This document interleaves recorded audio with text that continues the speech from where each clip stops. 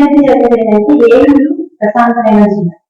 ఇలాంటి వాతావరణంలో ఎవరైనా unnecessary law and order situation create ఓటర్లను కానీ ఇతర పార్టీ కార్యకర్తలు కానీ భయప్రాంతం చేసే చర్యలు కానీ చేసినట్లయితే దాన్ని చాలా తీవ్రంగా పరిగణించడం జరుగుతుంది. వాళ్ళ మీద కఠినమైన సెక్షన్స్ పెట్టి రిమాండ్ చేసి జైలుకి కూడా పంపించడం జరుగుతుంది. రౌడీ షీట్లు కూడా పంపించడం జరుగుతుంది.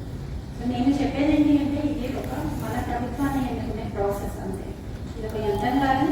ఎదురుకున్న వాళ్ళు శత్రువులు ఉండగా ఎదురు పార్టీ కార్యకర్తలు అలాంటి శత్రుత్వ భావనలతో లేనిపోని పనులు చేసి వాతావరణాన్ని చెడగొట్టి లేనిపోని law and order issues create చేస్తే పోలీసుల తరఫున కఠినమైన చర్యలు తీసుకోవడం జరుగుతుంది. ఆల్రెడీ కలెక్టర్ చెప్పినట్లు 3000 మందితో మనం ఎలక్షన్ బందోబస్తు ఇవ్వడం జరిగింది. ఇందులో 1000 పారామిలిటరీ ఫోర్స్ విత్ వెపన్స్తో రిప్లై అయ్యారు వీళ్ళంతా. ఇలా మనకి తమిళనాడు ఫోర్స్ వచ్చింది, మన లోకల్ ఫోర్స్ ఉంది. సో ప్రతి పోలింగ్ లొకేషన్లో పోలీస్ ప్రెసెన్స్ ఉంటుంది. అలాగే బయట ఏవైతే సున్నితమైన సెన్సిటివ్ గ్రామాలు ఉన్నాయో వాటన్నింటిలో కూడా మనం పోలీస్ ఫిగర్స్ పెట్టడం జరుగుతాం. గ్రూప్ మొబైల్స్ పెడుతున్నాం, క్విక్ రెస్పాన్స్ టీమ్స్ పెడుతున్నాం. సో ఏ చిన్న సంఘటన జరిగినా వెంటనే స్పందించడానికి లేదా అన్ని రకాల అరేంజ్మెంట్ చేయడం జరుగుతాం.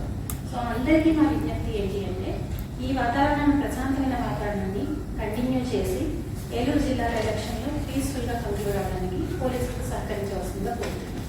అలా కాకుండా రెచ్చగొట్టే చర్యలకు పాల్పడినా హింసాత్మక ఘటనకు పాల్పడినా యాజ్ ఐ ఆల్రెడీ టోల్డ్ ఖచ్చితంగా రౌడీ షీట్లు పెడతాం, జైలు పంపిస్తాం.